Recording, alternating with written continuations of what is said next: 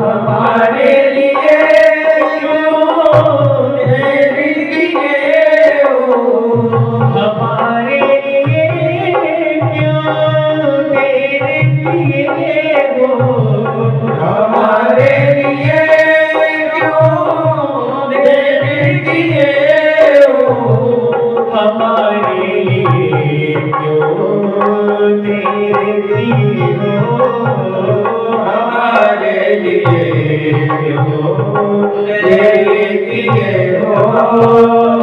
घड़ी का अजामिल पल भर में जाने, अगर नाथ देखोगे अब गुण हमारे, अगर नाथ देखोगे अब गुण हमारे, अगर नाथ देखोगे गुण हमारे, अगर नाथ देखोगे।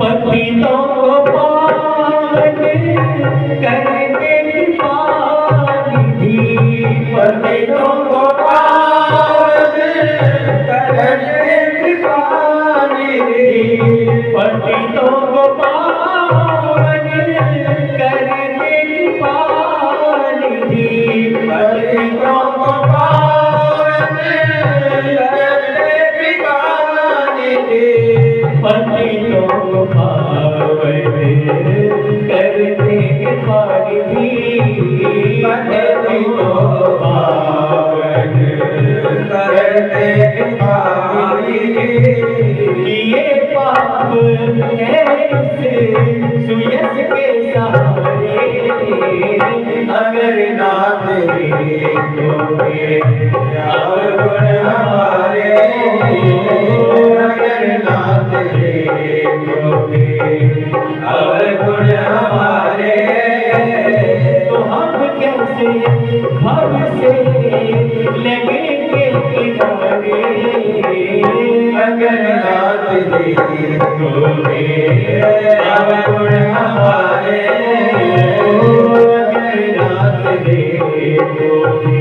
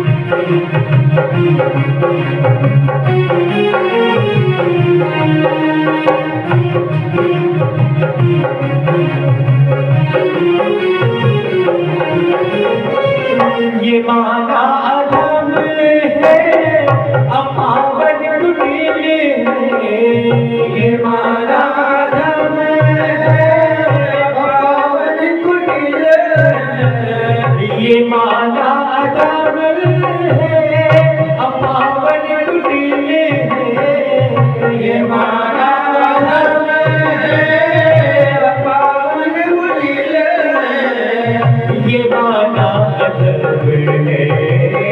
अपावन कुटिल में, ये माना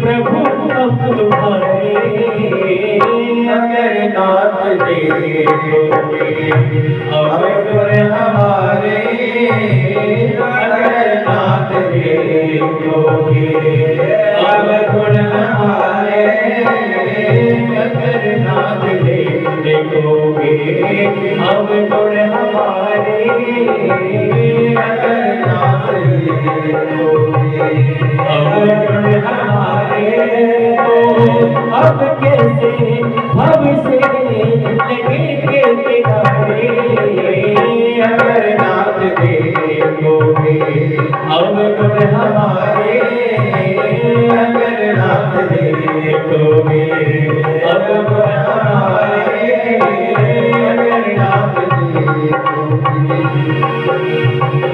नारायण नारायण नारायण हरि, नारायण नारायण नारायण हरि, नारायण नारायण हरि, नारायण नारायण नारायण हरि, नारायण नारायण नारायण, श्रीमन् नारायण नारायण नारायण, श्रीमन् नारायण नारायण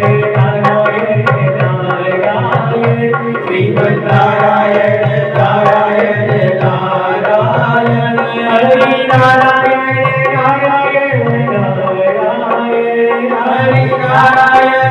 नारायण नारायण, हरि नारायण नारायण नारायण,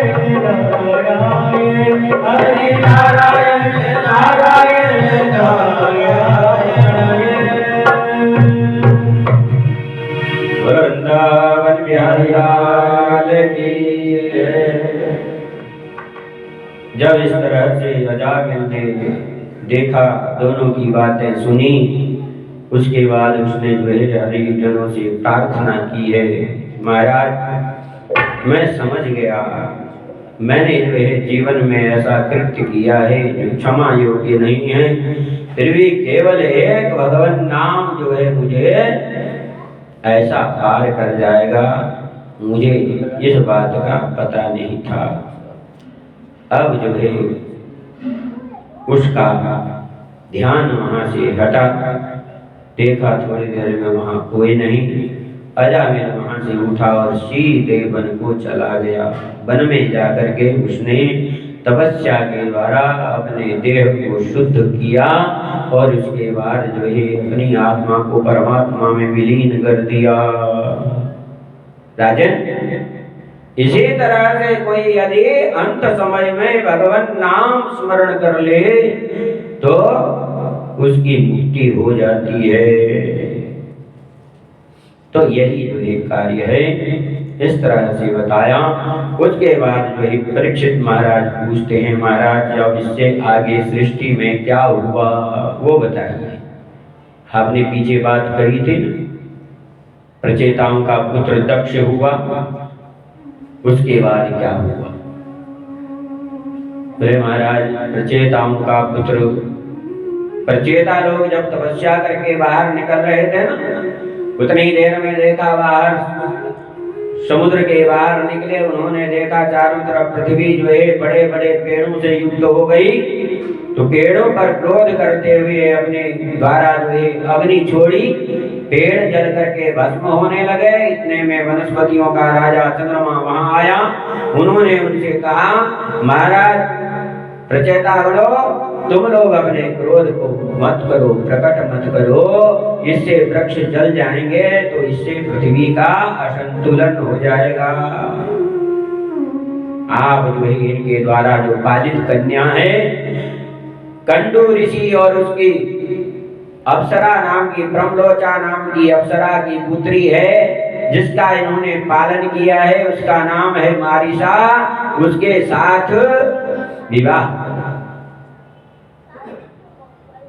और राज्यभार संभालो। प्रचेतागण वहां से निकल आए हैं, निकल आकर के उन्होंने जो है मारिसा नाम की कन्या से विवाह किया। उसके बाद उनसे दक्ष नामक पुत्र हुआ। दक्ष नामक जब पुत्र हुआ, प्रचेतागण दक्ष को राज्य दे करके और प्रजा की वृद्धि करने के लिए कहा। दक्ष जो है तपस्या करने के लिए चला गया, तपस्या करके लौटा। उसके बाद उन्होंने जो है 10,000 पुत्रों को प्रकट किया, उत्पन्न किया। पंचजन प्रजापति की पुत्री अश्विनी से विवाह इनका हुआ दक्ष का, और उससे जो है 10,000 हर्यश्वों को पैदा किया और कहा पुत्रों जाओ तप करो, उसके बाद प्रजा की वृद्धि करोगे।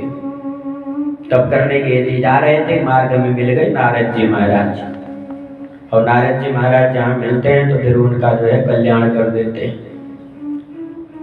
जिसको मिले उसी का कल्याण कर दिया। यहाँ भी उन हरियशों को मिले, उन्होंने कहा महाराज कहाँ जा रहे हो? महाराज पिता ने कहा है तपस्या करो और तपस्या करने के बाद प्रजा की वृद्धि करो। अरे तुम तो निरे मूर्ख हो, जब तपस्या ही करनी है फिर प्रजा की वृद्धि करने के लिए वापस जाना क्यों है? अरे अपनी मुक्ति का साधन करो और मुक्त हो जाओ। सांसारिक बंधनों में बंधने के लिए क्यों जाते हो? उन हरियशों को बात सुहा गई, तपस्या करते करते ही रह गए, घर नहीं वापस गए। दक्ष को बड़ी चिंता हुई, पता लग गया। नारद जी ने उनको ज्ञान दिया और वे जो है सब तपस्या में रत हो गए।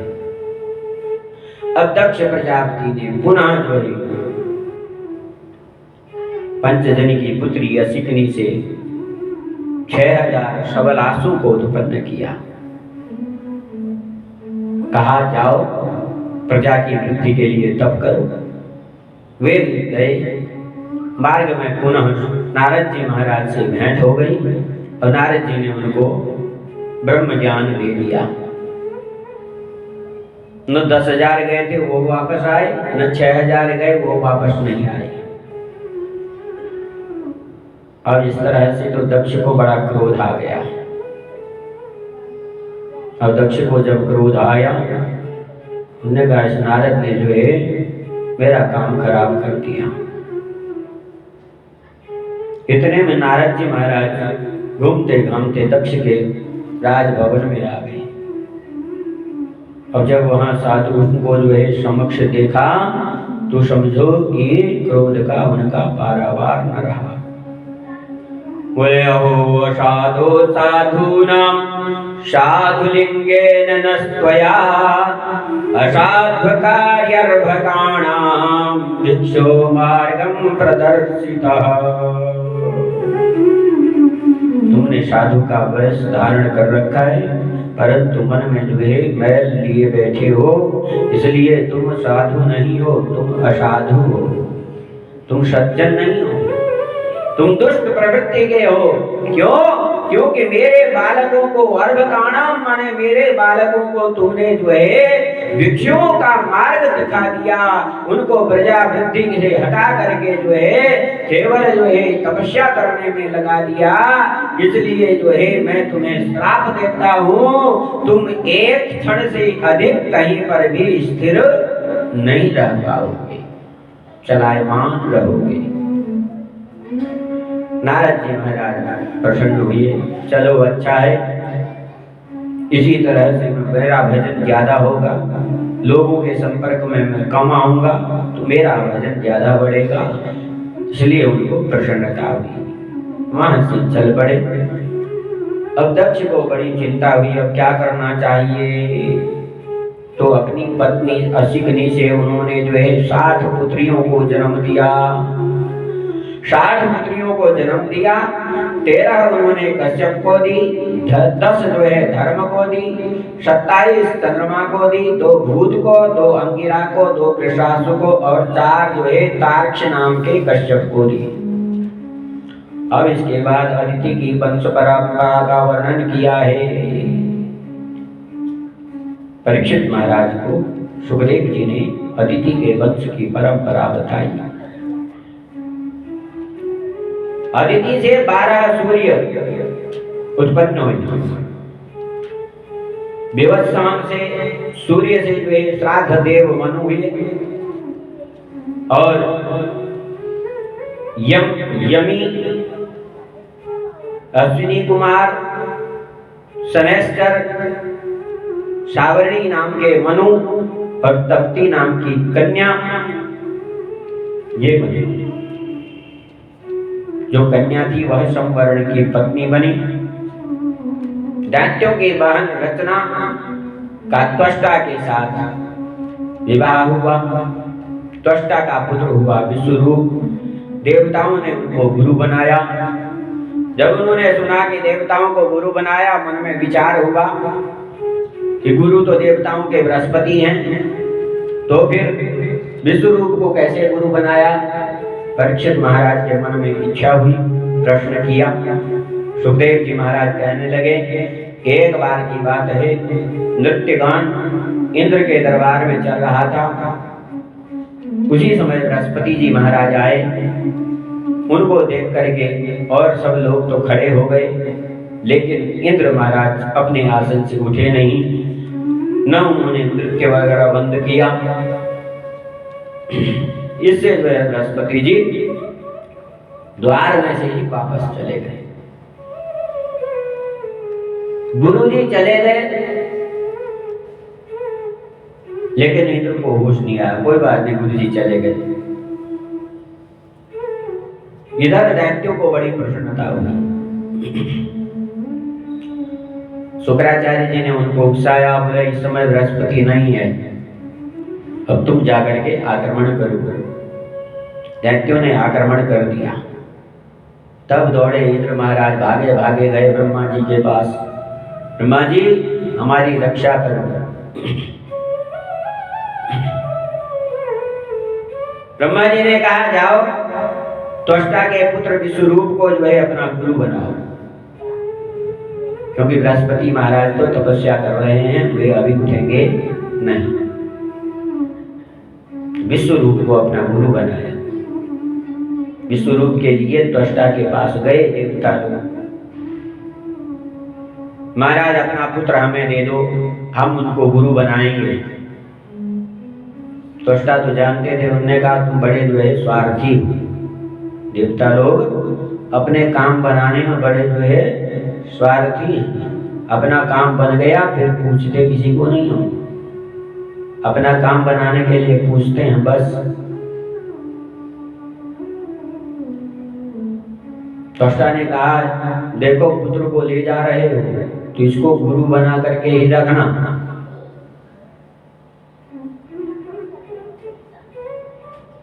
इन महाराज के जो है विश्वरूप के 3 सिर हैं।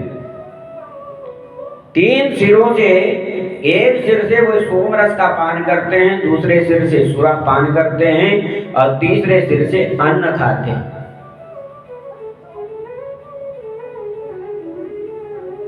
विश्वरूप को गुरु बना दिया और गुरु जी ने उनको नारायण कवच का उपदेश दिया। नारायण कवच के कारण इंद्र जो है दैत्यों से विजय प्राप्त कर ली है।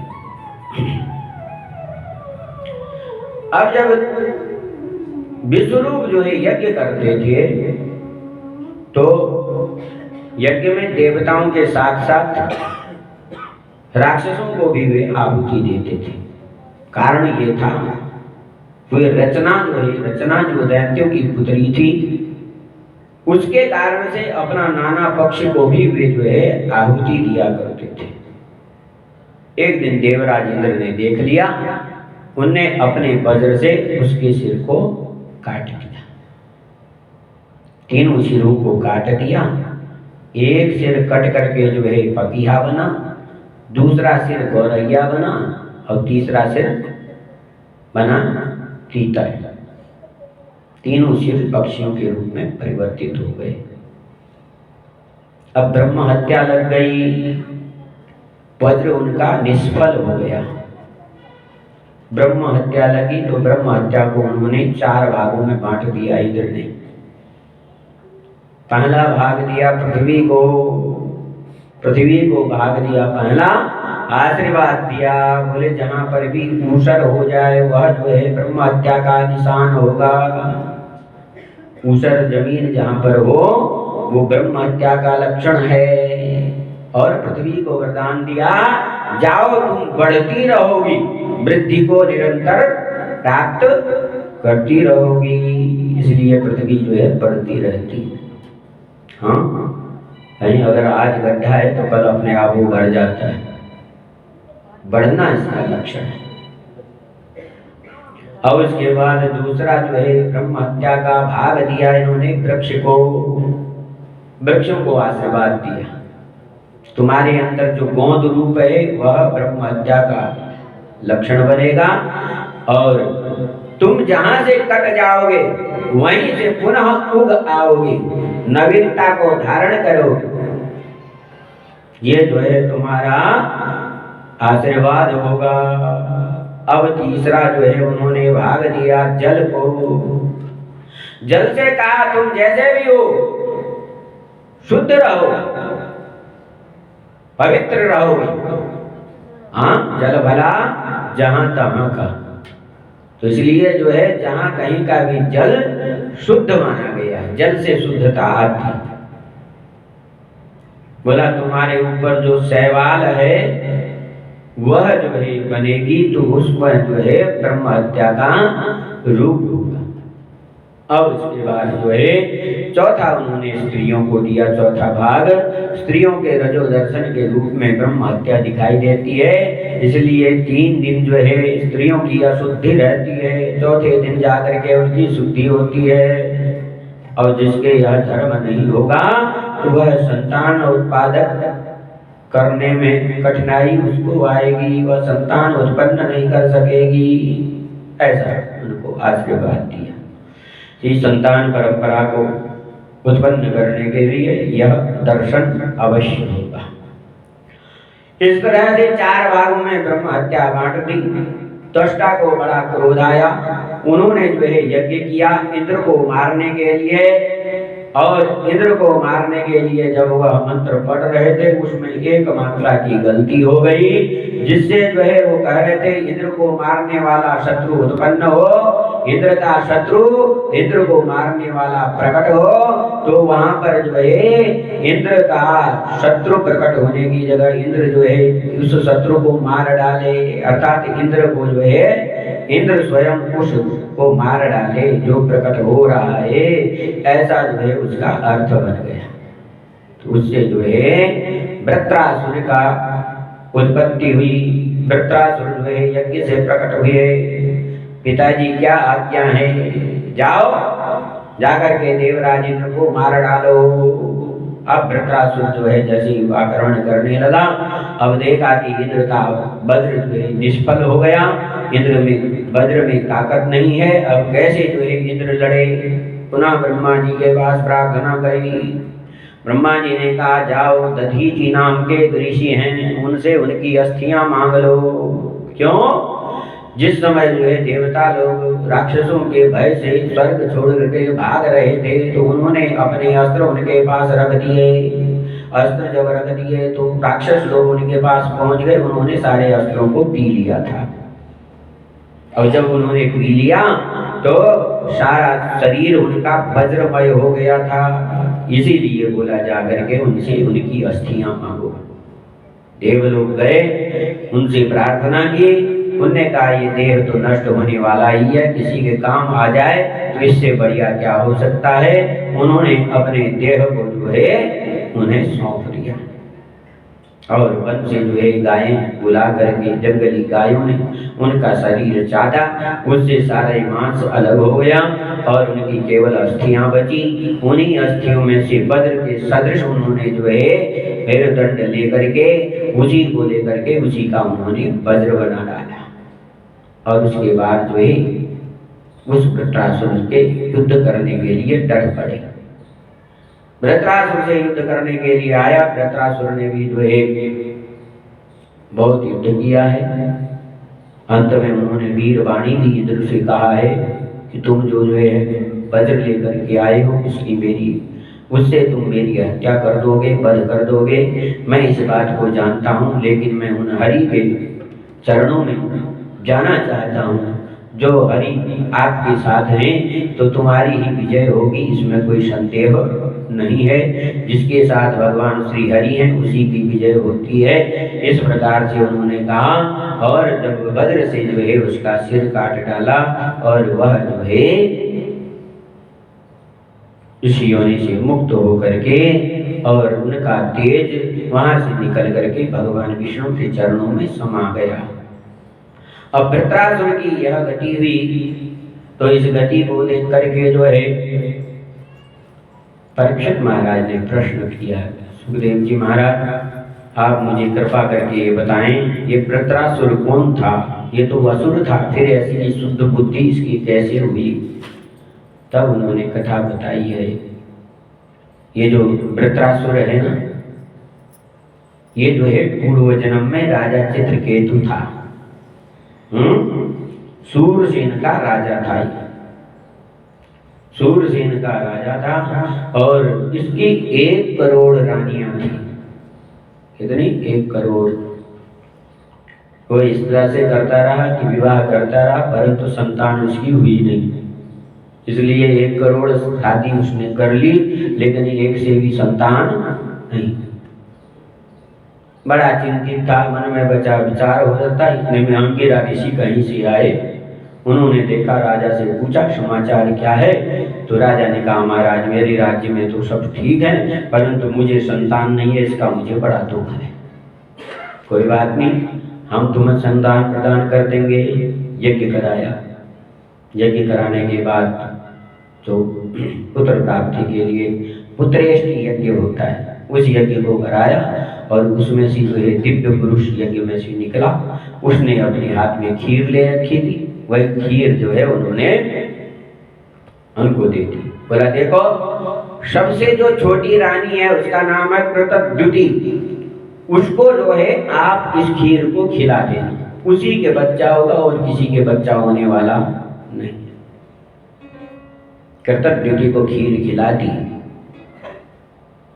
अब उसकी 99 तो फिर उसके बाद जो है 1 करोड़ रानियों में से सबसे 1 करोड़ भी थी, तो वो तो उसके नीचे वाले जितने थे सब उससे जलते थे। हाँ, इसके बच्चा हो जाएगा तो इसको राजा चाहेगा, हमको नहीं चाहेगा। हाँ, हमसे प्रेम कम करेगा, इससे ज्यादा करेगा। तो आपस में जो है बात विचार करने लगते थे, कैसे इसका अहित हो जाए। परंतु जो है बालक उत्पन्न हुआ। बालक उत्पन्न होने के बाद जो है जब बच्चा पैदा हो गया तो राजा ने बड़ा उत्सव मनाया। अब उत्सव मनाने के बाद जब बालक जो है बढ़ता गया, नामकरण संस्कार उसका हो गया, उसके बाद जो है जो रानियां थी वो सब विचार बनाते रहते थे, कैसे इसको जो है नुकसान पहुंचाए। अब देखा राजा हमारी तरफ कम मोह रखता है, इसी से ज्यादा जो है बातें करता है, बैठता है। तो फिर उन्होंने जो है उस बालक को दूध में जहर मिला करके दे दिया।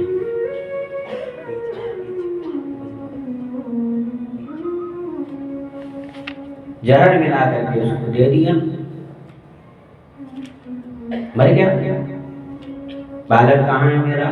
सो रहा है पालने में, सो रहा है, सुबह से शाम होगी सो रहा है।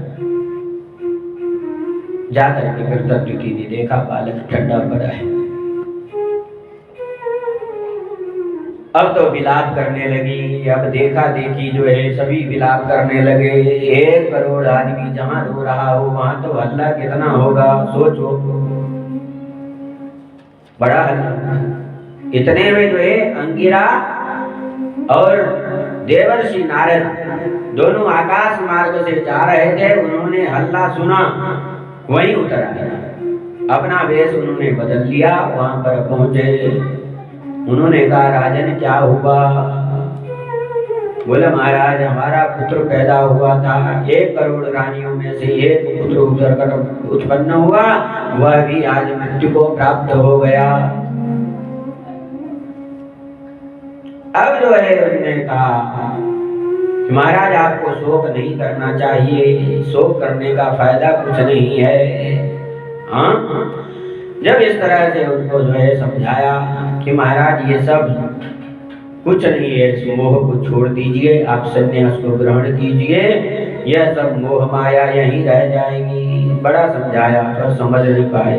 फिर बताया कि मैं अंगिरा हूँ, मैंने ही तुमसे जो है यज्ञ करवा के तुम्हें पुत्र पैदा करवाया था। अब मैं उस पुत्र को बुला करके तुमसे बताता हूँ, तुम्हारे सामने उसको ला देता हूँ, अब तुम उससे पूछ लेना। अब उन्होंने उस जीवात्मा को बुला दिया और कहा महाराज आप पूछो इससे, ये आपका पुत्र है, क्या आपके पास आना चाहता है? राजा चित्रकेतु ने उस जीव से कहा अरे पुत्र तू मेरे पास लौट आ। उसने कहा मैं किसका पुत्र, मैं तो किसका पता नहीं, कितनों का मैं पुत्र बना, कितनों का मैं बाप बना, कितनों योनि में गया, मैं देवता बना, मैं यक्ष बना, राक्षस बना, किन्नर बना, और जो है 84 लाख योनियों में भटकता रहा, और मैं जो है कुछ नहीं हूँ, मैं तो नित्य मुक्त आत्मा हूँ, अनेक योनियों में जाता रहता हूँ, पुनः जो है ऐसे ही रूप में आता हूँ, तुम मेरे कोई नहीं हो, मैं तुम्हारा कोई नहीं हूँ। ऐसा समझा करके वह जीव वहां से चला गया। अब चित्रकेतु को वैराग्य हो गया। नारद जी महाराज ने उनको शंकरषण देव की उपासना बताई। अब वे जो है शंकरषण देव की उपासना करने लगे और 7 दिन में उन्होंने जो है शंकरषण देव को प्राप्त कर लिया और प्राप्त करके उनसे वरदान पाया।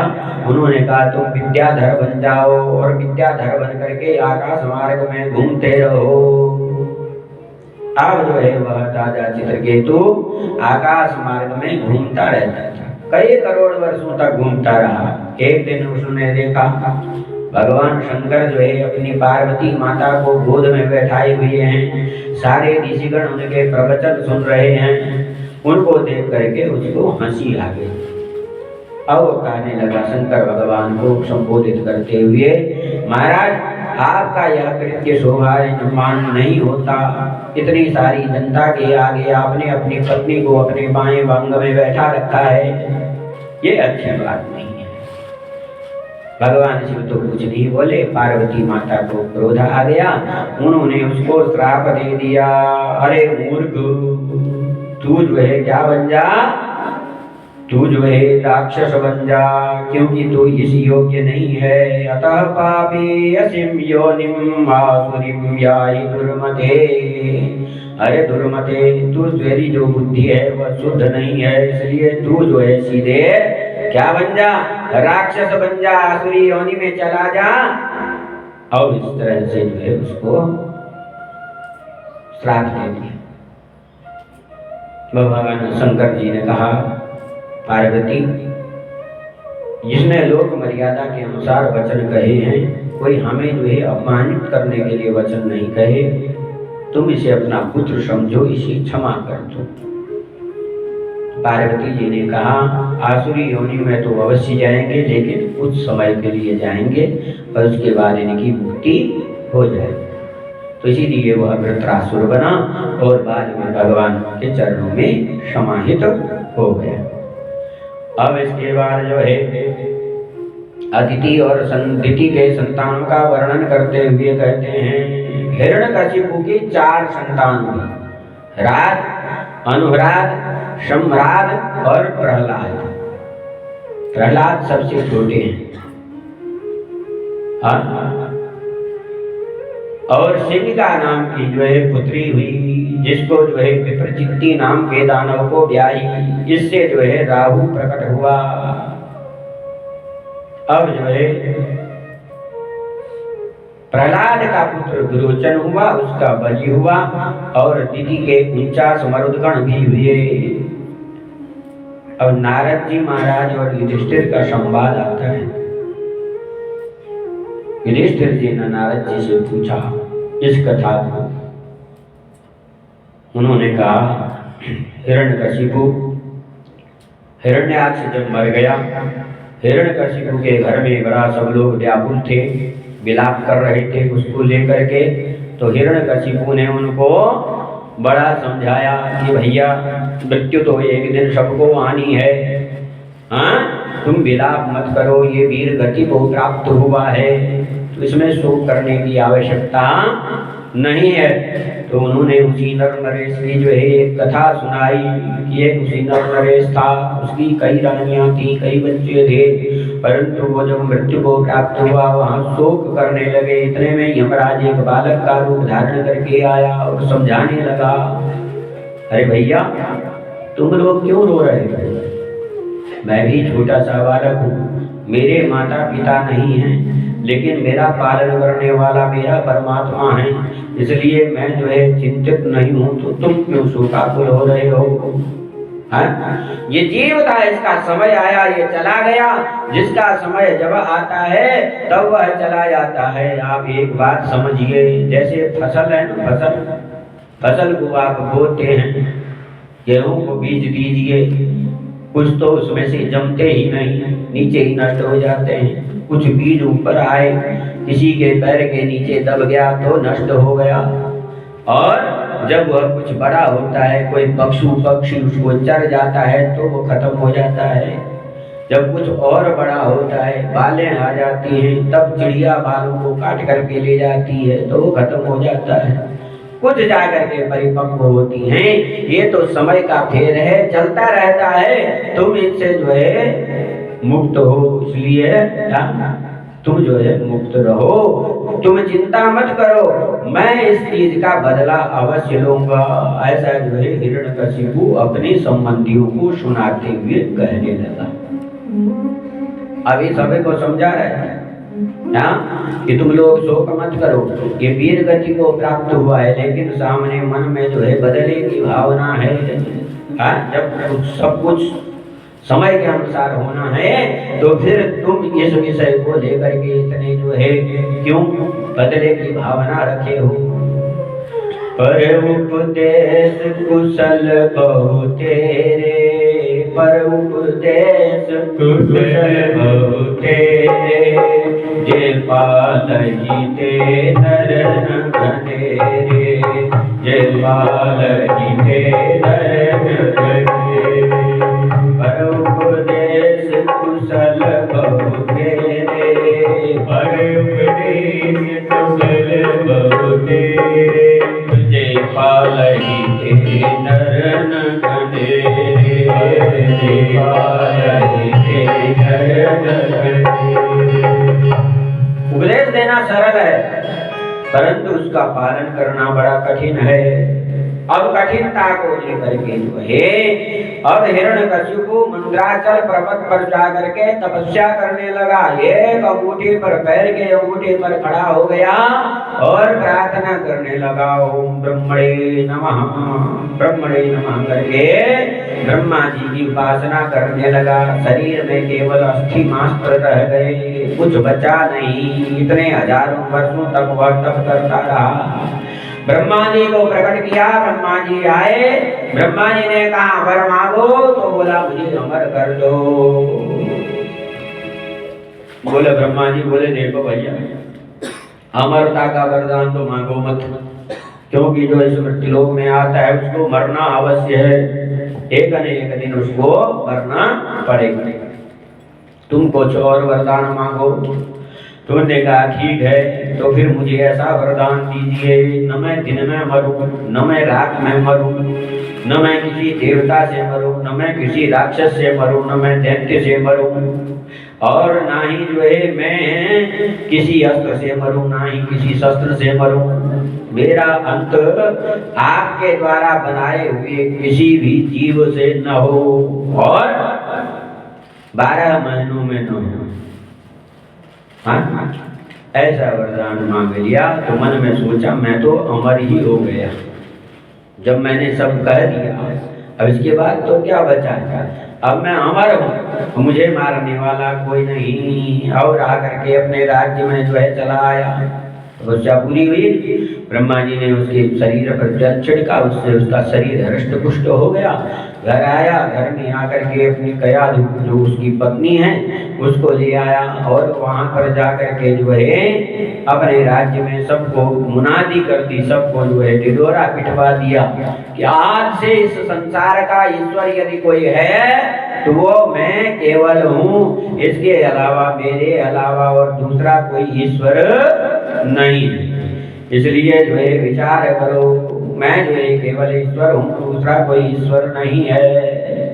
ऐसा कह करके सबको बता दिया। सब लोग जो है उसकी उपासना करें और किसी की उपासना न करें। अब तो वह त्रिलोक विजयी हो गया, तीनों लोकों में विजय प्राप्त कर लिया। और लेकिन जो है उसके घर में जो उनका पुत्र प्रहलाद है वह भगवान श्री हरि का ही स्मरण करता रहता है, नित्य प्रति जो है वह हरि स्मरण करता रहता है और उसके अलावा और किसी को मानता नहीं। अब जब जो है उसके बाद वह बालक बड़ा हुआ, गुरु जी के आश्रम में गया, पढ़ने लगा। और एक दिन उन्होंने, छोटा पुत्र है ना, सबसे छोटा है प्रहलाद, तो एक दिन उन्होंने जो है अपनी गोद में बैठाया। हिरण्यकशिपु ने अपने पुत्र से पूछा, बोला बेटा क्या सीखे हो?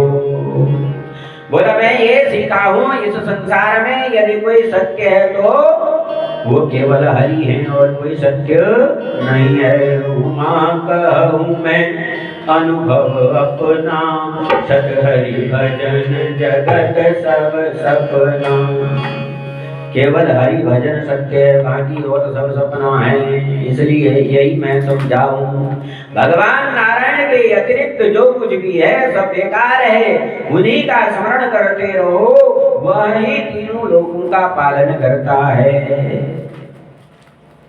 अब ऐसा कह करके तो उनको आग लग गई। बताओ, गोद से उठा करके नीचे पटक दिया। जा, इसको क्या सिखाया? गुरुजी ने जो डांट लगाई, बोला इसको क्या सिखाया? जा करके हमारे जो दैत्यों की विद्या है उसको सिखाओ। अब गुरुजी के दो चेले हैं, संड और अमर। संडा अमर लेकर के जो है उनको चले जाते हैं और जा करके उनको पढ़ाते हैं, है ना? अब पढ़ा जब रहे हैं तो अब एक दिन गुरुजी महाराज चले गए बाहर। अब उनने कहा, वो जो बालक होते हैं दैत्य बालक आपस में मिल करके बैठ करके बात करने लगे। बोला भैया क्या बात, तुम क्या जो है सोचते रहते हो, क्या स्मरण करते रहते हो? हमें भी बताओ, तुम एकांत में बैठे रहते हो, न हमारे साथ खेलते हो, न कूदते हो, न बैठते हो, क्या करते हो? उन्होंने कहा मैं हरि का भजन करता हूँ। क्या करता हूँ? श्रीमन नारायण नारायण हरि हरि, श्रीमन नारायण नारायण हरि हरि, श्रीमन नारायण नारायण हरि हरि, श्रीमन नारायण नारायण हरि हरि। हरि लीला प्रभु है प्यारी प्यारी, हरि हरि तेरी लीला जग से हरि हरि, हरि हरि श्रीमन नारायण नारायण हरि हरि, श्रीमन नारायण नारायण हरि हरि, हरि ओम नमो